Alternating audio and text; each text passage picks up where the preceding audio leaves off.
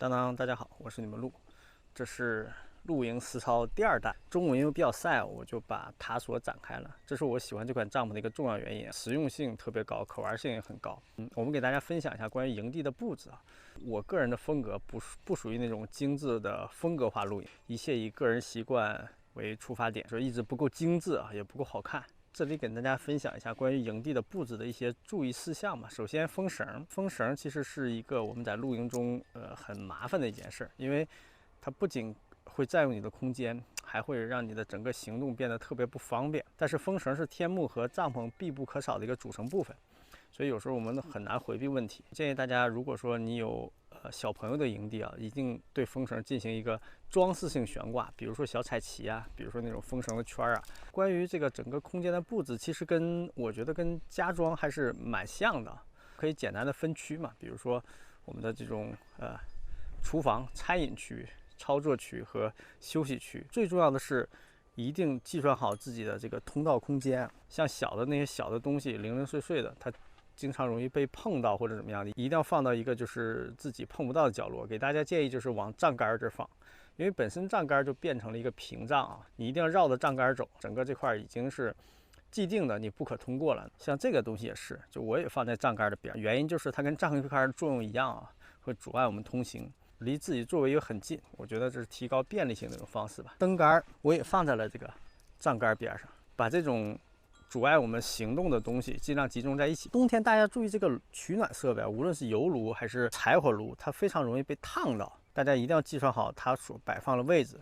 我是坐在了一个斜的角落区域里，整个我有个纵向的通道，这样的话我是不会被这些东西碰到的。尽量的给它设置一个行为阻碍，无论是主观意识上的还是客观上的，都要尽量离它远一点。帐杆也好，或者是营柱也好，它就跟我们这个家庭房子中的承重墙一样，就你肯定是不可能把它移走的。所以说我们可以尽量的利用它去做一些有意义的事儿。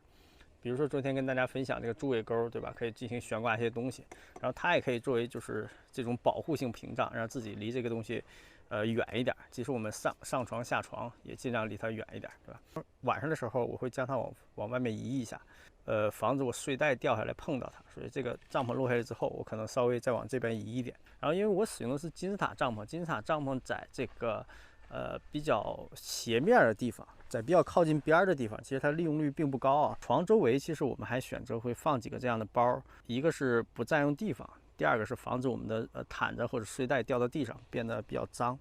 这些木材呢，有些是特别湿的，建议大家提前把它锯好，放在有太阳的地方，稍微那个去晒一下。如果说你的营地可以使用焚火台的话，焚火台最重要的是不要离帐篷太近，而且也不要离这个天幕太近。有很多小伙伴说是风向问题啊，说你要找一个就是这个比如说顺风的地方啊，或者背风的地方怎么样的。现在我还好，风向基本上是既定的，它变化并不大，但很多地方风是会变的。光看风向的话，我觉得是不是特别安全啊？建议我们会布置离整个帐篷或者天幕比较远的地方，但是也不要太远。今天晚上可能会把焚火台放在大概这个位置，就离帐篷还有一段距离，但是呢也不是特别远，而且你操作起来还比较方便一点。这片地方是刚弄出来，所以说还没有植被啊，还种了还没有长出来，还不存在一些就是防火的问题。但是如果说你有这个打算的话，那么无论是灭火器也好，还是紧急用水也好，